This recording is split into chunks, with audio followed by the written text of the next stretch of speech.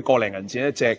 咁啊，如果可以現場煎俾你食嘅話咧，咁我覺得性價比亦都係 OK 嘅。最近廣州咧係降晒溫嘅，一凍咧就想食翻啲碳水補下身。今日過到嚟西華路呢一邊，試下呢邊啲碳水。呢一度真係收藏喺居民區嗰度嘅一間煎餃店。呢3個煎嘅我哋都食啦。而家你話12蚊6隻，10蚊6隻，咁即係個零銀錢一隻。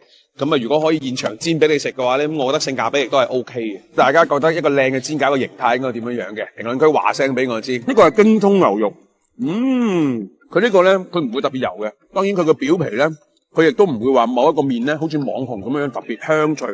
佢啲京中嘅牛肉係好吻合，好搭配，好香好甜。豬肉粟米，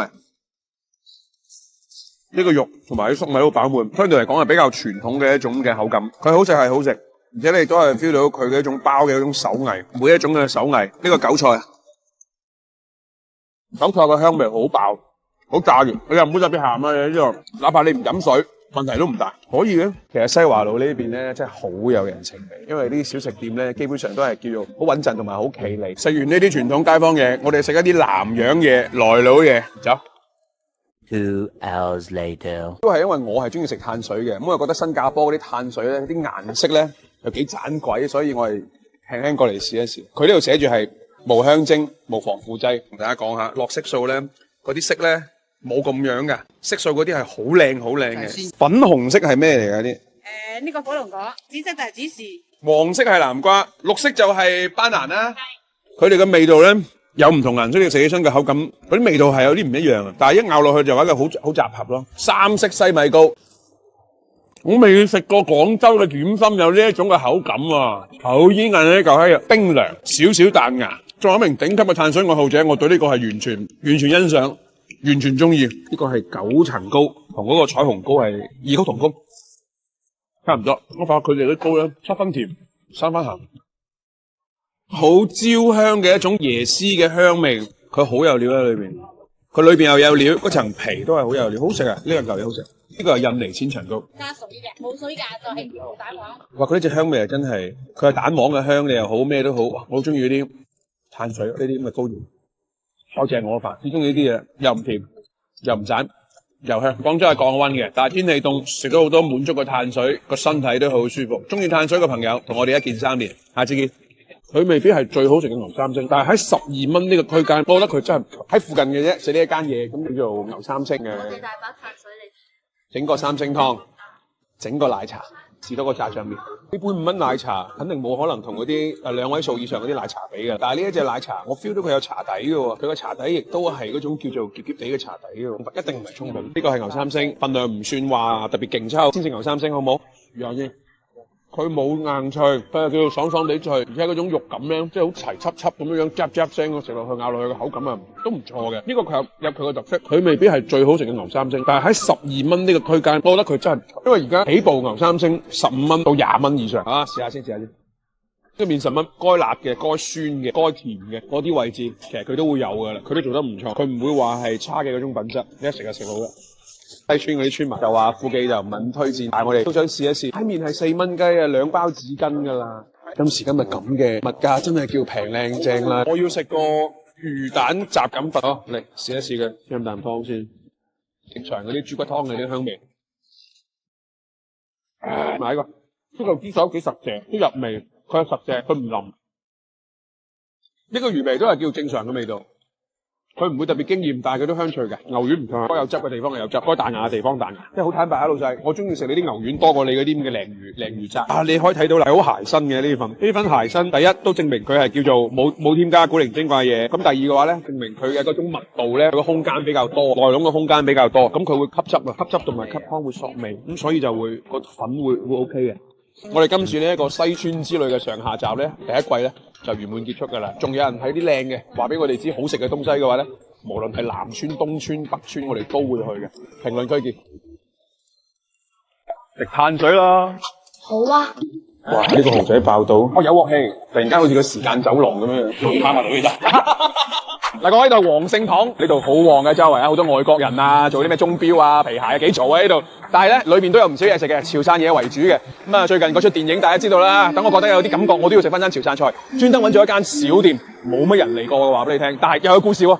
走，喂，你睇嗰度嗰棵樹搞到好似天空之城咁樣樣，間屋裏邊有啲樹喺度開得上去2、3樓，幾過癮嘅喺度。即係黃聖堂都叫做歷史悠久喺度，睇個就喺呢附近嘅啦喎。哇！真係不起眼嘅小店。喂，你睇下嗰邊嗰間鋪頭嗰啲七繡好似好有年代感啊！哇！真係唔係講笑，今時今日啲城區都比較少有呢啲。老闆娘好，我們過來吃飯可以吧？可以。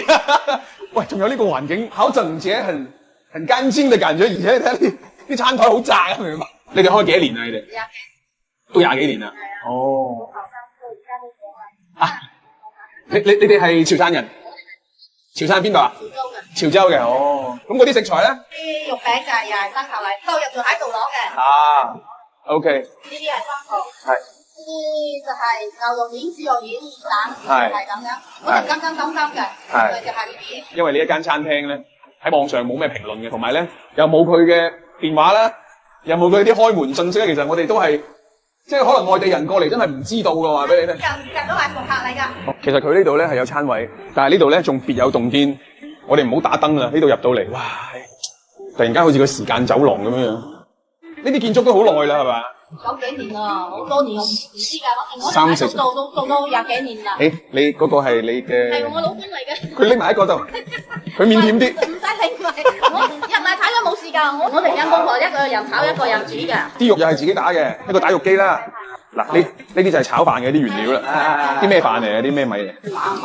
馬巴。哦，咁就先不如整個炒飯嚟食下先啦。食生蠔啊！好啊，加啲生蠔啊。而家雜錦湯。雜錦湯嗰個幾錢啊？嗰個？就係個炒飯加埋個湯25。哦，即係炒飯加埋湯26。OK。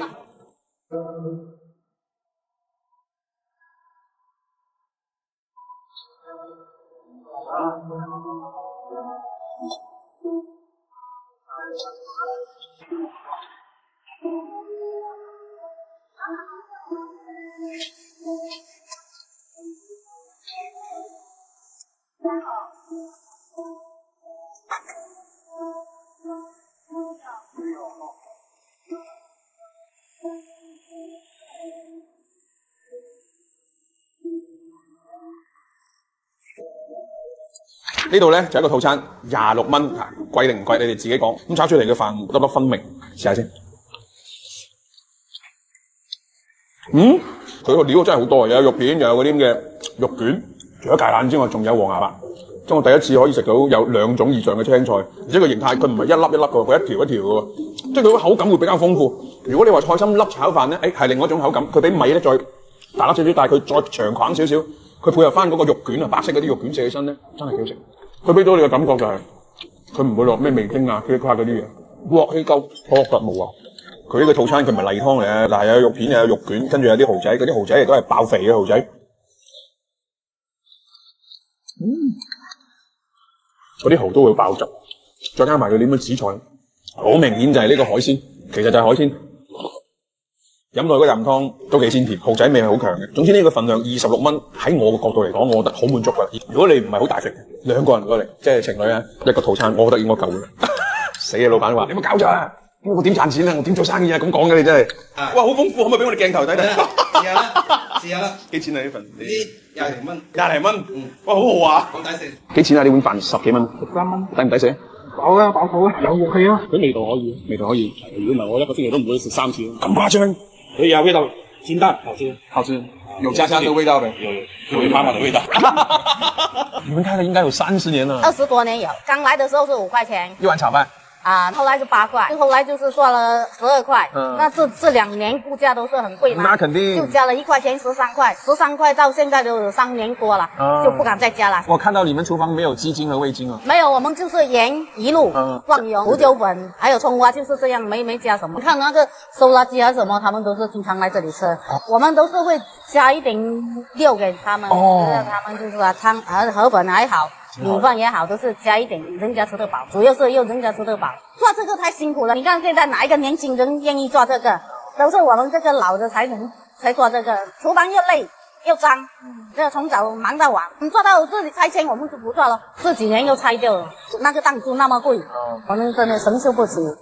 真係好有年代感呢一個招牌。當然啦，今日嚟親嘅食嘢嘅老闆娘都話啦，都係附近啲街坊。好坦白，佢哋嘅出品咧雖然唔多，但係勝在咧味道咧係夠簡單，而且咧冇好多古靈精怪添加，而且份量都係夠嘅。因為老闆同埋老闆娘佢哋自己都係出身貧寒啊！佢哋知道生活嘅唔容易，有啲人搬運工啊嗰啲體力活嘅朋友，佢哋過嚟食飯，佢哋知道佢係做呢樣嘢嘅話，佢都會專登俾多啲料佢，希望佢食飽。嗱，呢個出發點咧係我令得覺得我好感動嘅一樣嘢嘅地方。咁當然就話到呢個地方可能就會拆啦，其他地方可能鋪租貴得嚟，佢又做唔到呢個價格，咁佢唉，千言萬語匯聚一句，各位且食且珍惜，有機會過嚟試下佢哋嘅手勢。